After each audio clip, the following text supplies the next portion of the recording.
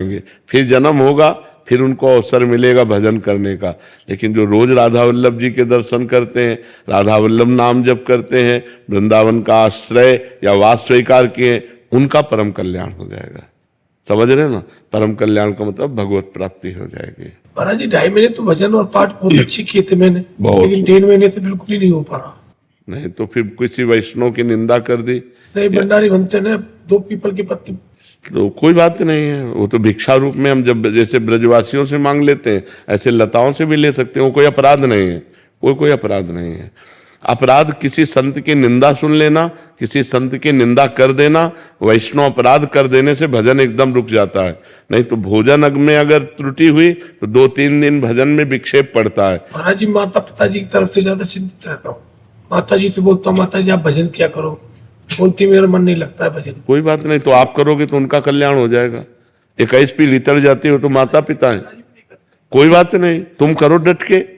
समझ रहे हो, 21 पीढ़ी लितर जाती है तो माता पिता है, डट के भजन करो तुम, उनका कल्याण हो जाएगा। पर जी हम दूसरों को भगवत प्राप्ति कराना चाहते हैं, बट खुद को वैसे समस्या यही है, ऐसा नहीं है। हम खुद भगवत प्राप्ति पहले करें तो हम दूसरों का भगवत प्राप्ति का योग बना सकते हैं।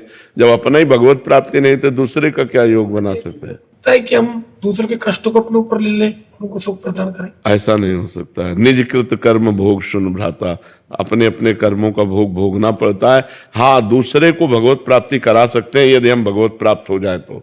खूब नाम जप करके खूब अपना भजन उसको दे दिया तो उसका कल्याण हो जाएगा। समझ पा रहे हैं आप? रितिका जी कानपुर से। राधे राधे। राधे राधे महाराज जी।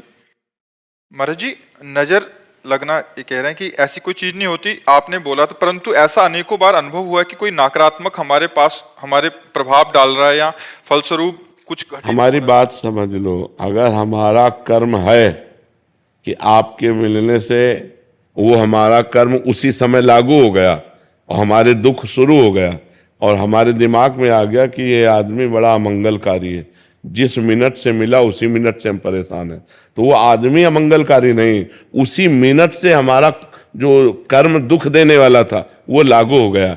नहीं तो हम कह रहे इतने लोग बैठे, लगाओ नजर हमारे ऊपर। एक मधुर भावनाएं हैं, जैसे हम अपने प्रियालाल जी को श्रृंगार करते हैं तो हम अंगुली तोड़ते हैं, अंगुली छिटकाते हैं कि नजर ना लग जाए। बोलो सर्वलोक महेश्वर को किसकी नजर लगेगी? जैसे हम अपने छोटे बच्चा को श्रृंगारित करते हैं तो काला टीका नहीं लगा देते कि नजर, ये हमारी भावनाएं बकाया। ऐसा नहीं है कि कोई किसी की ऐसी नजर हो कि हमारा अहित हो जाए, हमारा अमंगल हो जाए। हमारा कर्म ही हमको दुख